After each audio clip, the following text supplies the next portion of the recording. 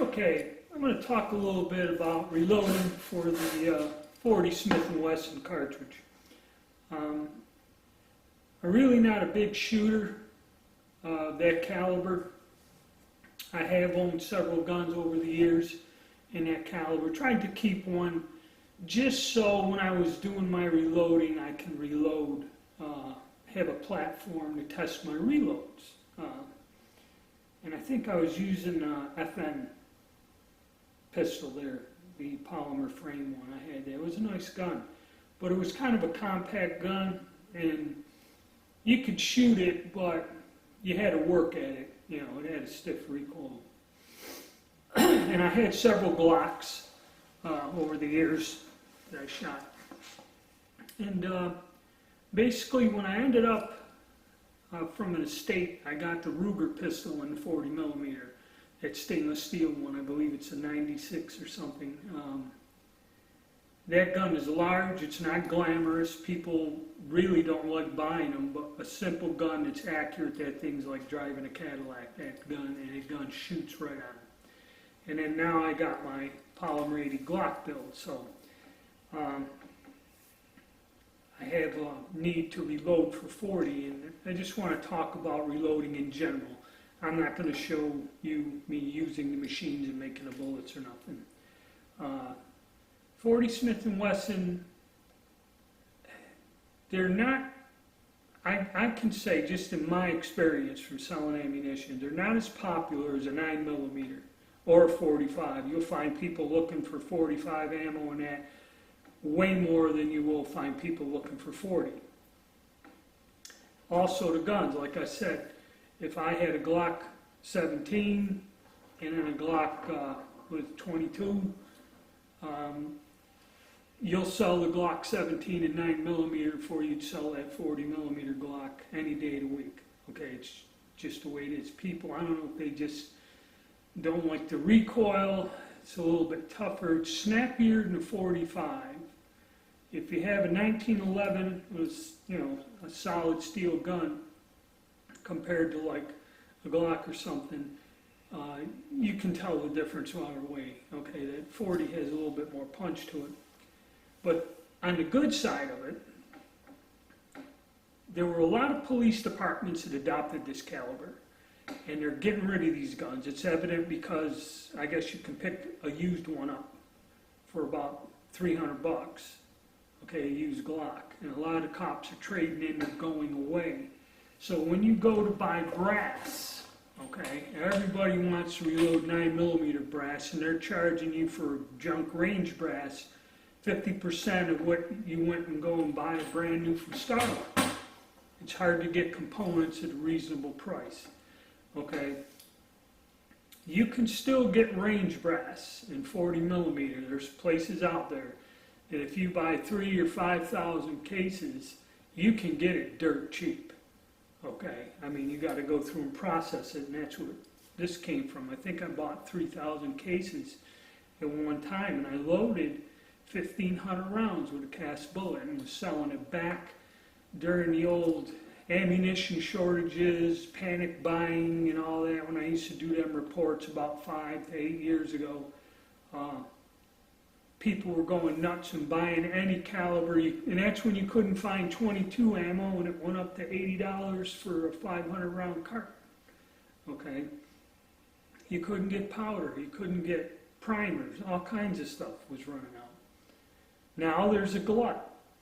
You know, actually, I could go buy, today I'm loading some Arms Corps bullets on here. These are 180 grain full metal jacket bullets. And the reason I'm loading them is I still got thousands and thousands of empty pieces of brass that I have processed, washed and everything. And this stuff, a local distributor sells this stuff, or a local shop. I think it's 8 cents a bullet or something for a 180 grain jacketed bullet. So, you know, I figure what the hell, now I got the guns, I might as well, when I get some time, just load up some ammo and go with it. So actually this is reasonable, this is cheap ammo. I'm doing some reloading and it's not going to cost me a lot of money to go shoot my guns. And that's why I'm kind of back into it again. So when I first did it, it was during crisis. And I was using E3 powder with a cast bullet, which was Lee's truncated cone, just like this. This style bullet, but cast, same shape and that. And I developed a pretty good load with it. I'm not going to fool around casts. Like I said, I loaded 1,500, 2,000 rounds of it. It took me 7 years to sell it all or use it. So, but now I'm out shooting again. So I went and tried to develop a load with this bullet.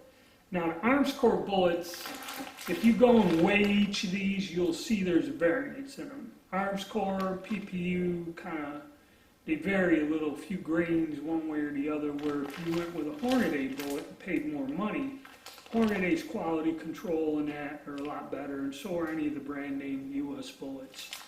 But these are reasonable, and for banging steel plates and just general plinking, you're good enough. So the thing about the 40 is I've never really got a super deadly accurate load with it. I was fooling around with Bullseye and Winchester 231 is the powder I was using. Now the difference between them when I ran my development with this bullet, the only big difference is with the Winchester 231, you're using a tad bit more powder and weight. You're getting a little bit stronger velocities, but if you look in the reloading manual, the chamber pressures, because they did use a test barrel to do this, the pressure's lower. So actually I can use this powder to get that bullet to go a few feet per second faster and not really generate the chamber pressure that Bullseye does. And the results head to head with Bullseye were about the same. Now what I did get in my results with this, all the results were kind of mediocre. They were all fired at 7 yards off the bag. And I could say it was a cold mat, but this is the best I had with five shots. Okay, at 7 yards. And the numbers, they're all, the spread, standard deviation. I didn't get anything lower than I think 12 or something standard deviation with any of the loads. And the Bullseye, the idea is I got a pound of this powder. I'm really not using it. It was a mild shooting load in the gun and worked out well, so I'm going to use up this powder just for plinking. Now, like I said, the 40 was never known for accuracy, at least, now, don't hold me to that. I mean, I can never really get a nice accurate load. Something like this, okay, which this is a 5-shot group, all touching, same distance, same position, running on the chronograph. This is a 45 ACP using Bullseye and Barry's plated bullet, 230 grains. Now that's what reloading accuracy to me is a good load, okay? And like I said, generally out of them 10 different groups, basically I was getting this with the 40, okay? Now, I could change the powder with the same bullet, and if I really wanted to go into it, try several other different powders, because not just two, and maybe come up with something better. A lot of people like Power Pistol. They say in general they can load everything with it, and there are several different powders that you can achieve that with. Basically cover a wide range of different calibers and have pretty good results. Which those results there are not terrible, but like I said, I've seen better like with the 45. Okay. So, I guess the point of the video is, it's something to look into. If you pick up a 40, okay, reasonable, and you want to get into reloading, you can still do it very cost effectively. Okay, the brass, there's a lot of brass out there. Now that's now. Okay, 4 or 5 years from now, when all these police forces get rid of their 40 millimeters and go back to 9s, you're not going to find that range brass real dirt cheap in them huge quantities like that. So I'm thinking myself maybe just to go and buy another 5,000 cases just to squirrel away. But like I said, the demand for it is not as much as 9 or 45 either. But if you like to shoot this caliber and want to shoot it a lot and do it at a reasonable price, it may be something to look into. Okay, because all of this stuff is range rack. It's all like Spear or PCM or something. So this came off of a police range. You're using quality ammo, you know, Federal, Winchester, and that.